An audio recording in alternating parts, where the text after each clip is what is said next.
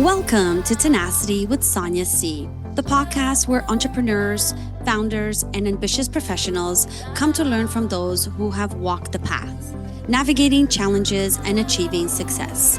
Whether it's thriving in business, pivoting, scaling for growth, fundraising, or finding work life balance, dealing with loneliness, adversity, or overcoming personal struggles. Our guests share the insights and strategies that have empowered them to level up. I'm your host, Sonia, and let's get started.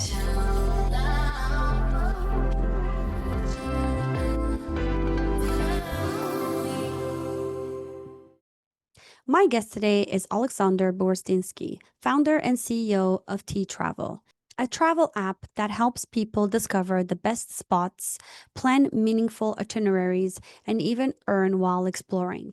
But what makes Olex's story truly remarkable is that he bootstrapped his startup to over 37,000 users in the middle of the war in Ukraine without a single cent of outside funding. In this conversation, we dig into what it takes to build under extreme pressure, the hidden strengths that come from bootstrapping, and how resilience and adaptability aren't just nice to haves for founders' traits, they're survival skills. If you've ever wondered how to keep moving forward when everything feels impossible, this episode's for you. Hi, Alex. Welcome to the show. How are you today? Hey Sonia, I'm great. And happy to be here. Yeah, I'm excited to have you and get into this conversation. So let's get into it. I'm going to start by asking you my first question. You went from a QA tester Yeah. to a system coach before founding T-Travel. What was the turning point that made you decide to start your own company? That's a great question. I was um, participating in one of the events that called hackathon, right when I Mm-hmm. was working in Poland, and I was still like a QA manager and Scrum Master. But I met very interesting people there that were, burning and um, burning with ideas and kind of Mm, wanted to deliver something different that it isn't there in a corporate world, for example.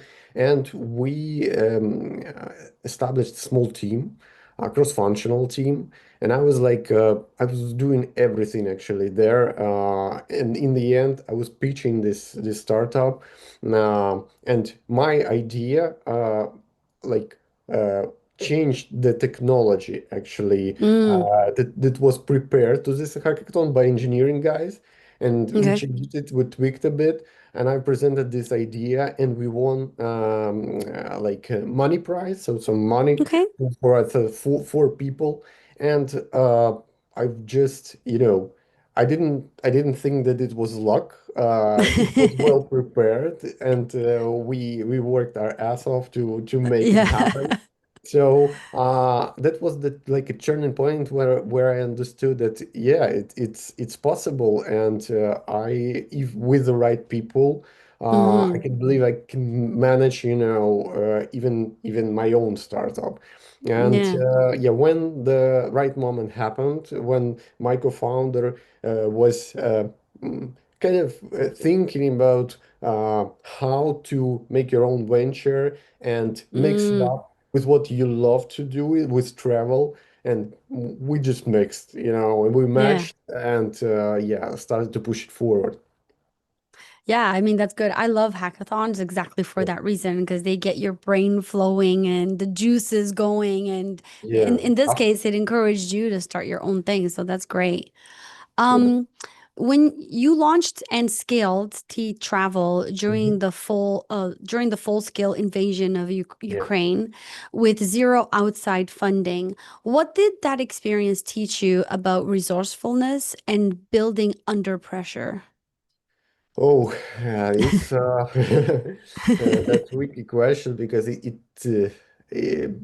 like I I've learned a lot on the way. Mm-hmm. I've learned a lot about how to manage it lean. Even though I had experience in organization, teaching them how, like, big enterprises, how to be Mm-hmm. more agile and keep it more lean. But when you don't have resources at all, It's like you need to count every dime, I would say, or every dollar of your Yeah. investments, and in the same moment, I was negotiating with, some external investors, some partners that can be, kind of added to the mix, and with I would say people who are interested to gain experience in such times, such times I was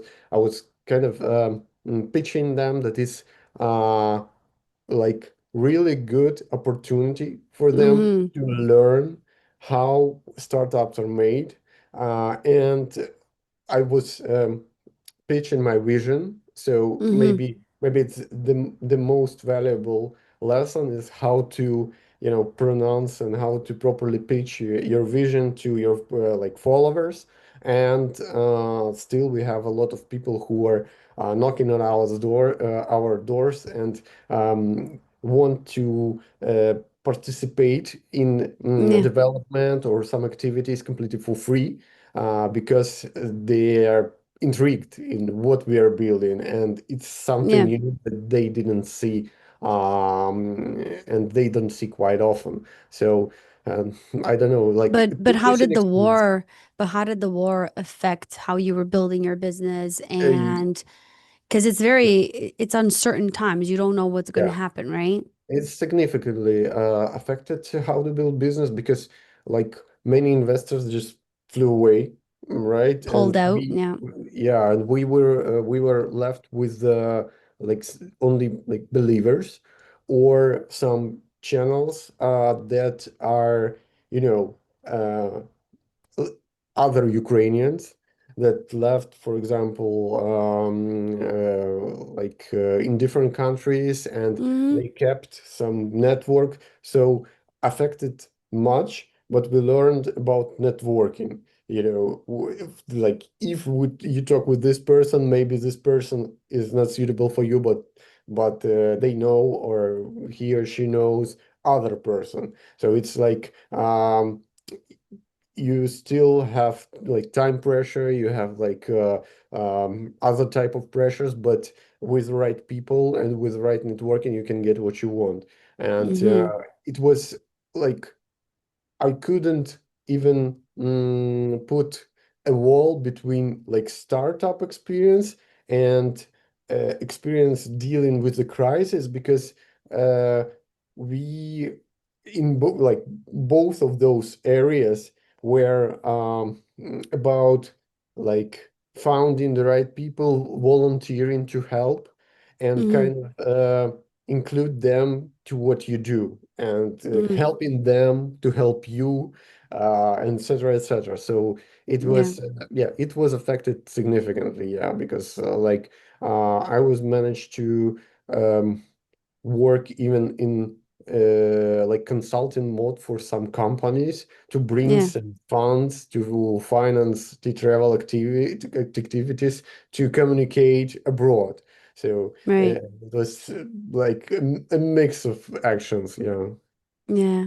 Well, this podcast is called Tenacity with Sonia C Yeah. because I love to talk about the tenacity that it takes to be a founder, to launch a company, to make it successful. What Mhm. was the hardest moment during the war while running your startup? And how did you keep yourself and your team moving forward and motivated? Um, I would think like all the processes slowed down because of lack of investment. We also we're losing like people, then hiring people again, and we saw that, for example, for Ukraine, everything was about surviving, and Mm-hmm. people abroad was okay, they were helping, but they were living their own lives, and our competitors, they were on very different track, speaking with the same investors, but showing that it's safe, secure to work with them, and Mm-hmm. same idea will work. because they are not in Ukraine, for example, and it is the hardest moment because Yeah. somehow I needed to like articulate that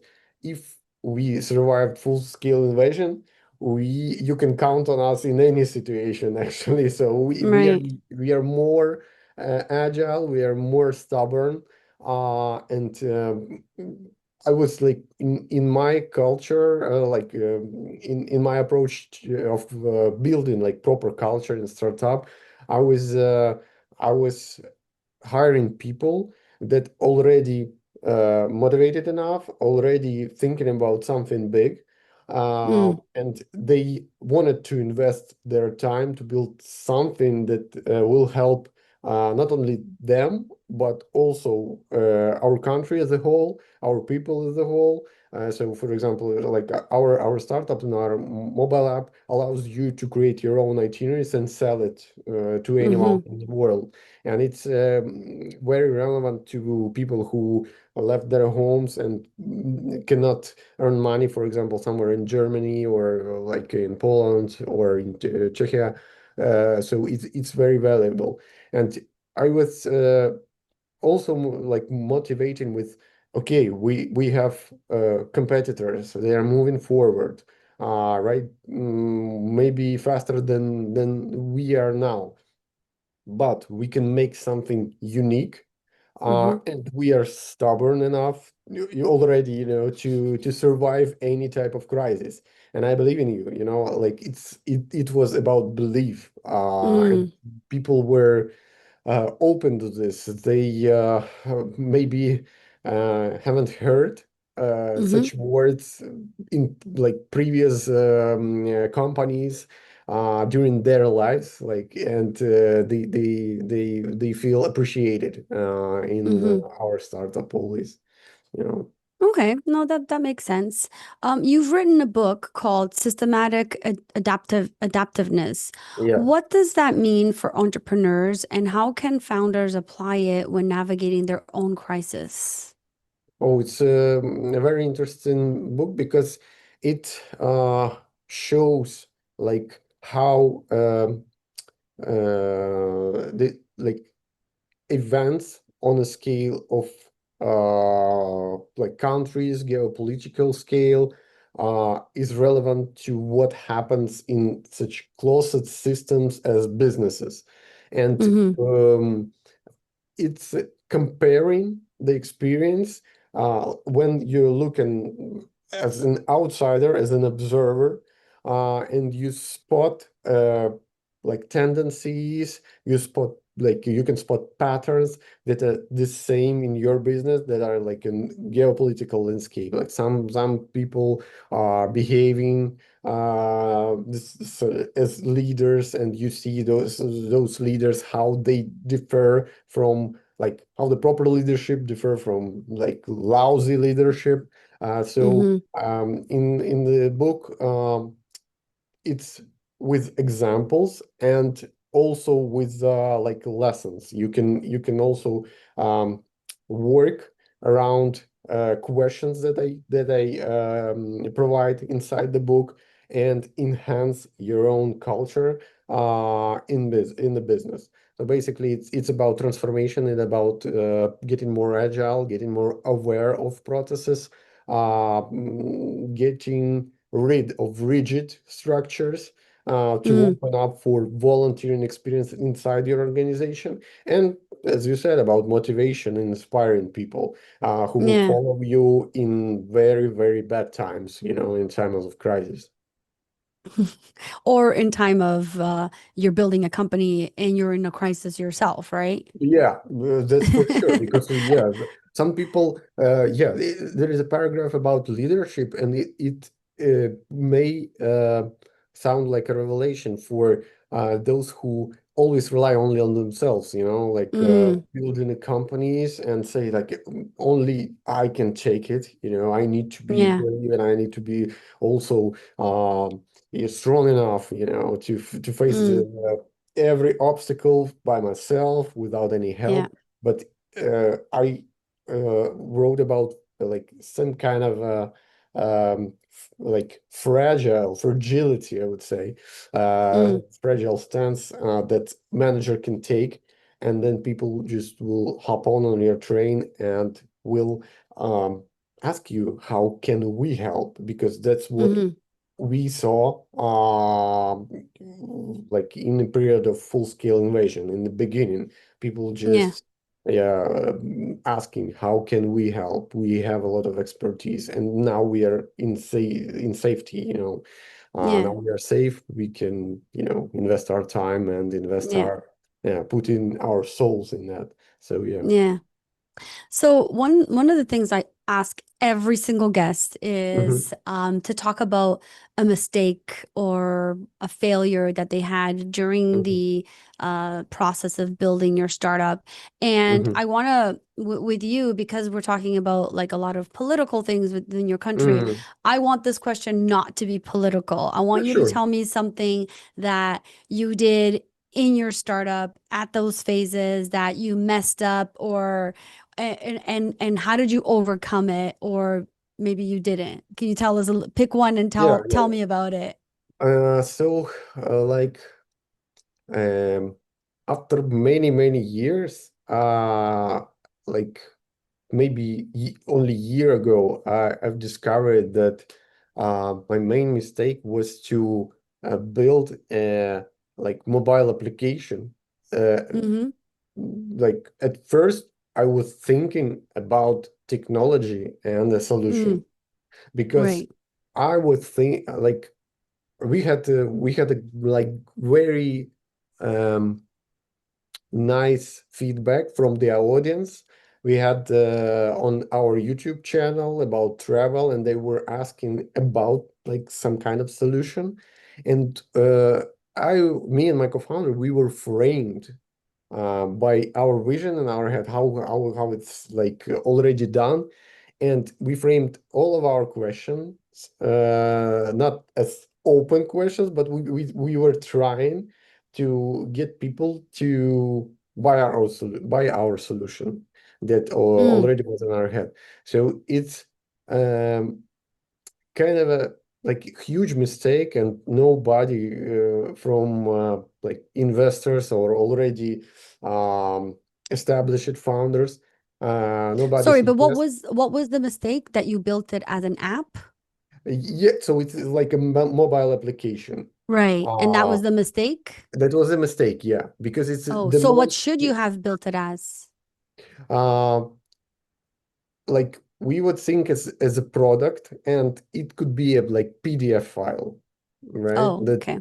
That like the smallest iteration would be the same product that right now exists inside our mobile app, and we Mm, we okay. can buy inside, etc. But it could be like a list or a PDF file, or like we would just structure it properly and like kind of establish like proper um, sales Mm-hmm. pipeline to sell those small pieces, the smallest pieces that we were like afterwards could make better. Well, iteratively make it more fancy with the photos, with the videos, etc. We was thinking about like already made itineraries with a lot of Mm. content, with a lot of things inside, but people we still are struggling to get people to understand how much value they can get from each itinerary. So we still Mm. struggle with that. And yeah. So just so I understand, I want to Hmm. make sure I understand your problem. So are you saying that you overcomplicated when you Yeah. first built it? So Yes. you should have started so you should Mm. have started with like a very minimal viable product, Yeah. and you didn't. You built too much on that MVP, correct? Okay, Yeah, I got correct. it. And Yes. I love that you're telling me this, because Mm. this is the my number one conversation with Mm. all founders, where Yeah, yeah, I can I'm imagine. always like, an MVP means minimal viable product. It doesn't mean building everything. So how did you Yeah. overcome that mistake? Like as I said, it's like mm, for me Because it was you weren't yeah. financially prepared for that, right? You build too much upfront, which means you didn't know what you didn't know because you had not necessarily planned for it. So there could have been a lot of things that came down the line that you weren't aware of, expecting, or had the budget Mhm. for. So how did that really affect your business, and where are you now? It's like it's affected a lot because after you know after you build something, everything like the line of code, the piece of content needs to Yeah, be maintained. yeah, And yeah. it's a huge problem. So you are not spending resources or building something new, new line of code or something. You need to Yeah, maintain old. You need to check it out if it's not broken, and then build something new on top of it. And yeah. so we like So you spent a always lot of time fixing but bugs yeah, and maintaining we are the always in existing technical system. debt. And Yeah, it's like in startup it's from 30% to like 75 or 80 even. We are yeah. we are at now hope like finally it's I would say 20% technical Okay. debt because yeah, we built another like specific tool for the administrative page. It's the details. Uh, Mm, we overcame it with time and actually money. So because we started to invest our own money to get from this hole, just because of we didn't properly frame the MVP. yeah, What is MVP? We yeah, thought it's not much. It's very yeah. small You line and of every founder, you and every yeah. other founder. Yes, yes, yes. Listen, I did it too. And I believe that yeah, for every starter you think, oh yeah, but it's in my head, but Yeah, it looks very yeah, small. And like for many years, I've like 12 years as a coach.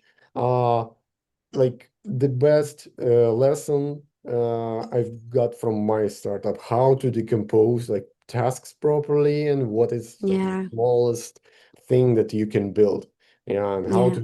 how to like I can now look on a team and Hmm. expertise that I have and understand what they can build and what amount of Yeah, time we need to spend, and of course yeah, money if you're paying yeah, of checks. course. Yeah. So yeah. So speaking of money, Yeah. many founders dream of raising VC capital, but Hmm. you bootstrapped instead. And Yeah, bootstrapping is not an easy thing to do. for sure. And I believe that bootstrapping is an art because it seems to be dead for most companies. So I always appreciate founders who decide to go that route because that's the Hmm. route that I went. What advantages and maybe even hidden superpowers Hmm. did it give you as a founder to bootstrap? Oh, so like the main thing that it gives you is actually freedom of your Mm-hmm. decisions. Because uh, when you like got even $100 for some from some person, a check with $100, right? Uh, Yeah. you begin to be connected, and the way you connect it is you owe to this person. You actually owe not only the money, some information. You need to keep them informed in some way. You Yeah. need to discuss in which way they want to be informed. And Right. like uh, maybe they don't Or want when they're going to communication. get their money back. Yeah, that's for sure. That's first thing, yeah. But if the process goes as it goes, like Yeah. okay, we need 5 years, get your money back. Some people will tell, okay, here's my money, and I will get you to get to in 5 years. But some will say, Yeah. no, I need to see the process, and I need to you to be transparent with me. What's happening? Yeah. And they cannot manage ups and downs, for example, as you do, but you're also in stress and they are in stress, and Yeah. you begin this very emotional like Relationship.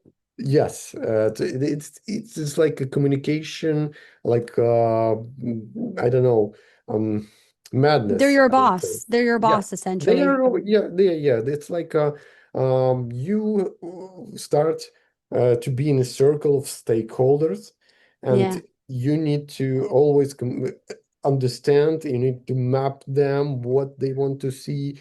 Who is okay with just a report? Who is okay with just a quick call? And you manage them instead of managing your venture, your Yeah. startup, managing people inside, thinking about priorities strategically, like where we go, Yeah. who's the competitors, another thing you need to manage. And it's sometimes it doesn't worth it at all. Yeah. So you The you can just reinvest your money and yeah. it will be slower. Of course, it doesn't work for like companies like Uber that want to just, be big, go Keep faster, scaling. go keep scaling. Yeah. Yeah. And after that, like sell their company. But we want Yeah. to be profitable, and that's why we decided to be like more bootstrap company in the Yeah. beginning at least. And I've had a lot of talks with venture capitalists, with investors, with private investors, but I haven't seen like the proper match from the Yeah. side, like for And our that is company. important, right? Making sure that if you are going to go after VC, that they align Hmm. with your vision and what you want for your business. And that doesn't Yeah, always happen, which that's is for tough. sure. But with that being said, you Hmm. bootstrapped, which probably took you a little longer than you would have Yeah. anticipated or wanted if you had had the VC. But Hmm. you grew your platform to over 37,000 users, and that's Hmm. impressive. Yeah, What thank early decision or strategies helped you scale quickly without external capital? you. Because that's a lot. Most Yeah. founders, dream to get, to like 37,000 users right on this at the start, right? So, walk me through that a little bit. That was a proper like one of the I would say positive aspects of us having loyal Mm, auditory. Some people who were seeing us and thinking that they know us through our video blog. So we already mm, have loyal audience, and they were ready to kind of to test our new product, and mm, they were, they took it as a nice thing to test, and they boosted up like early sales, early mm, traction. They boosted up a lot. So if we talk about mm, like mistakes, the same thing. We've listened to our audience and we did a mistake because we overcomplicate. yeah, But in the same time, the positive thing that they still boosted up, and yeah. they yeah provided a really good traction in the beginning. So we were S- investing in our own brand, I would say, Yeah. as a founders. So if I understand this correctly, I just want to sort of iterate what you just said. Hmm. Um, Essentially, you kind of created your audience through social media Yeah. before you actually built your product. So by Yes. the time you launched your product, you already had an audience waiting to purchase your Yeah. product. Correct. Correct. That's genius. So right now it's it works That's for so many, good. I love many that. people. It really works for many people. And some of like my friends and people from startup world are coming and Hmm. saying, oh man, I want to go to people because uh everyone's suggesting me to go there and flash my face Hmm. around events and etc., to boost it up brand awareness, because like people want to buy from people, and Yeah. more and more of this trend is upcoming. So like Yes. very authentic, I would say, people. Yeah. So yeah, and we did it previously. Yeah, we built this brand awareness through our faces. So Yeah. And I mean, like companies will pay money to get feedback yeah, from yeah, customers. Once they've launched, they're like, okay, now we got to do beta testing. So yeah. let's call all these customers and find out what they like, what they dislike. So in you doing that the opposite way, which again, I want to say I think is a genius idea, but in doing that, did it allow you to build a better product? Yeah, yes. It's like we failed to cover a lot of people, really, Mm-hmm. because like most of this audience still, like 90%, still don't want to be kind of don't want to communicate Mm, either way, do a beta test right. or like do a quick call, but 20% were happy. They were happy to, oh, I can influence the product somehow, and I can, Yeah. participate in building it. Let's go for it. So they gave us a Yeah. lot of really good insights. So, did you ever think or worry that in going that route that you were basically like giving away your idea and someone could come and steal it? Yeah, always, especially my co-founder. Yeah, but I was working in a startup called Slice in 2012. And Hmm. I was just a tester, and I've it was a very small startup. Like one um, part of the office was in Odessa in Ukraine, but the second was in Silicon Valley in the States. Hmm. And eventually, like founders sold the startup to Rakuten, to huge corporation from Japan. But like one of the founders, we were speaking because we were close and they were coming to us. Hmm. Um, that he said like every idea that exists in your head, uh, and you can come up with, is already there, and the team of 12 people, maybe in Yeah. Asia, maybe in Europe, working on that, working their ass off to to make it happen. So you need to be fast. If Yeah. you catch some idea, you still need to be fast. And while you're building your startup, you need to differentiate. You need to be agile. You need to somehow to Mm. find your own sweet spot. You need to balance yourself, and it is the way. And someone from Apple, I think, said that we need to uh, like no need to be competitors with Microsoft, for example. We need to Yeah. compete with ourselves in like previous Yeah. day or day Yeah. before. So we need to Yeah. to build a like proper product, and Yeah. that's how we did. And uh, in the middle of like second year after full-scale invasion, we spotted that yeah, the same thing exists in states already captured like 3 millions of investments or something with the same idea, and they are scaling. And we decided, okay, how can we differentiate for that? And we Mm. came up with very unique kind of a concept that it's an app that entertains, that is gamified, and Hmm. um, we we will just need to make travel app also great to travel inside. Yeah. You if you're a user, you just enjoy to be inside the app. So Yeah. we even recorded like special soundtrack for it.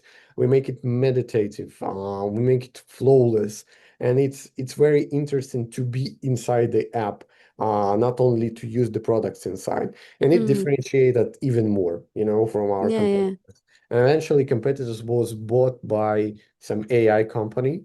So Hmm. we stay right now. We're the only company with authentic ready-made Mm. itinerary.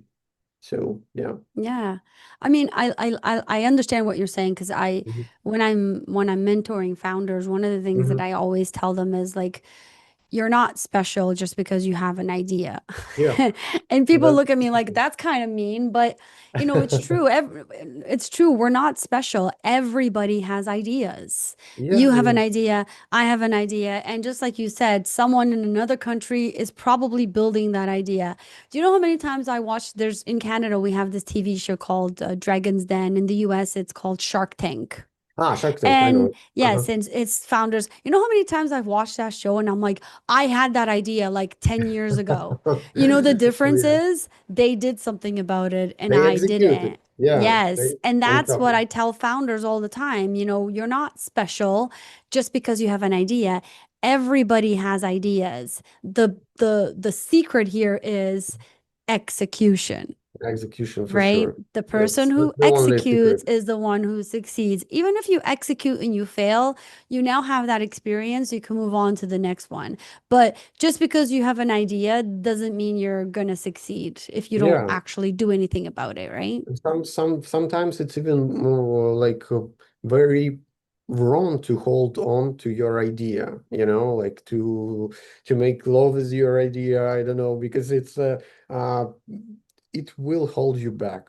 For Yeah. example, and maybe you can chase another venture and be successful, and maybe it's not something that you never think about it, but you stayed with your idea poorly executed, or just you was thinking that it's enough, and Yeah, yeah. then it called you back. Yeah, Listen, it's I get mm, building stuff that you were not prepared for, you had no mhm, processes, or you didn't do your marketing and the product miserably failed.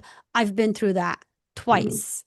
you But it's also about, so you're not special just because you have an idea. It's about the execution, but it's also about if you launch and or you build something and it fails, it doesn't mean that it's the end.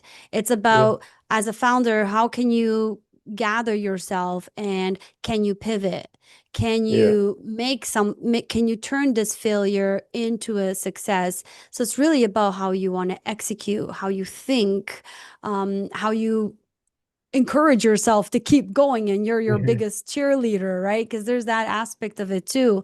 So there's so much combined. And I think that's really the characteristic of an entrepreneur is the ability to be able to do all of those things without any coaching or without anybody telling you that that's what you got to do, right? Because you're yeah, sort of that's for learning sure. on the job. Yes, yeah, and it's always like that for entrepreneur, and this one ability can make you like key ability that can make you very successful is to reflect and retrospect. There's Yeah. one thing from Scrum framework Yeah. retrospective that can put on a shelf all the positive things you did. Yeah. What went right. Exactly right as I was thinking, and we like tested this theory, went very good. And what was Yeah. wrong? What was wrong? We overcomplicated. We didn't thought about this. Yeah. And what kind of actions should we do, or what kind of obligation should we do, or what kind of partnership should we establish to kind of make it happen or not make it happen like bad Mm-hmm. things. So Yeah. to reflect and like make it a retrospect. You always retrospect on what you do. For example, in a book I'm writing the thing that um, many of people come to the army. It's not political. It's just about the Mm-hmm. process inside. Come to the Yeah. army from different type of works, jobs, and etc. And agile coaches also was there. And my colleagues were teaching squads how to retrospect. And now they do the retrospective each day. So Mm. basically, every operation retrospect. How you do this to keep people alive, to make like better decision on a level of command, on a level of execution. So Yeah. they make it every day. And entrepreneurs, I think they bound to, make it at least once in a week, once in a while. Yeah. Yeah. Yeah, and you know what? Like now in the era of AI, many, many years ago when I launched two products, AI wasn't quite a thing yet back in like Yeah. 2006, 2010. And now it's become like a major part of everything that we do. And I also think like it's really important for founders to understand that, you can use AI to help you, organize yourself. Like Mm-hmm. I use AI to help me with research things and Mm-hmm. little tedious tasks so that I can focus on the things that I'm really good at, which is building products, being creative, Mm-hmm. making sure I have the right team, making sure that I'm, instead of spending 5 hours doing research on my competitors, I can spend 5 hours talking to my customers, Oh yeah, yeah, right? Which is it's so much more give you more valuable for feedback. me. Mm. Yeah, so I think there's also like now we're in the era of AI where we can actually use AI for our benefit as founders as well. So we can focus on those things that we do really well, right? Yeah, yeah, that's for sure. It's like a helping tool, and Yeah, sometimes it's very valuable. For example, I have a like we are discovering what AI can in terms of validating like, proper content. For example, yeah, we don't need it to pick it up by hands because we are obsessed with quality, and we are yeah, researching what can it do, what cannot, etc., etc. But like in terms of strategic decisions or like researching, yeah, I'm doing the research, but there is a tool that will help you and make you more productive. yeah, That's for yeah. sure. Exactly. Well, we're coming up on time, but before we leave, I just want to ask you one last thing. If a founder listening to you today feels stuck, maybe their startup is struggling in a tough market or they're going through a personal crisis, what's one piece of advice you'd give them to rebuild and keep going? Mm, I would say that um, it's sometimes very nice to have another perspective.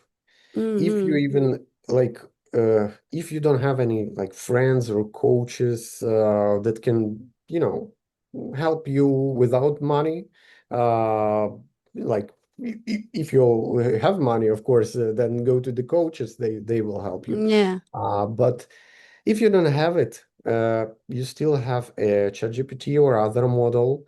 You can type in as a coach and professional coach with a lot of years of experience, or investment like banker or investment analyst.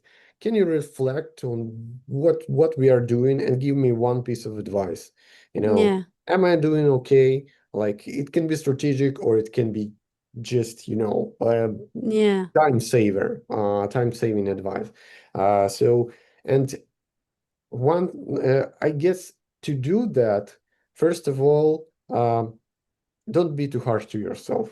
Mm-hmm. Yeah, that's I guess everyone knows that AI can help you, to reflect and to type it, but nobody from hustlers, I would say, those from startups or hardworking people, are telling to not be harsh to yourself before they succeed. Like Yeah, people like us, they are always harsh to ourselves in terms of yeah, working hours, building the next venture. So don't be. It's like uh, treat yourself as the most valuable asset, the most valuable mm-hmm. venture that you have. Invest in yourself in terms of a health, in terms of a good mood, and you will come up with more and more brightest ideas, and you will benefit from it. I would say more than any venture. So yeah, Awesome. I love it. Well, Alex, thank you so much for joining me today and thank sharing you. your journey with T-Travel and everything that you're doing. And of course, all of the hardships you've gone through lately in your country. I so appreciate your time today. Thank you, Sonia. It was a pleasure to be here. Thanks for great questions. I had a lot of joy. I want to thank Oleksandr for joining me today and for being so honest about what it really takes to build a startup during a crisis. His story is proof that resilience isn't about avoiding challenges, it's about finding a way through them no matter what. And that's a wrap. To our listeners, thank you for joining me on this journey of learning, growth, and inspiration. Don't forget to subscribe to this podcast on your favorite platform and connect with our community on social media. I'd love to hear your feedback, so leave a review and let me know what topics you'd want to explore in future episodes. Remember, the future belongs to those who embrace challenges, adapt with tenacity, and keep pushing forward. Keep growing, keep pivoting, and most importantly, stay tenacious in your pursuits. Thank you for tuning in, and I look forward to bringing you more insightful conversations in our upcoming episodes. This is Sonia signing off, but as always, keep chasing your dreams with tenacity.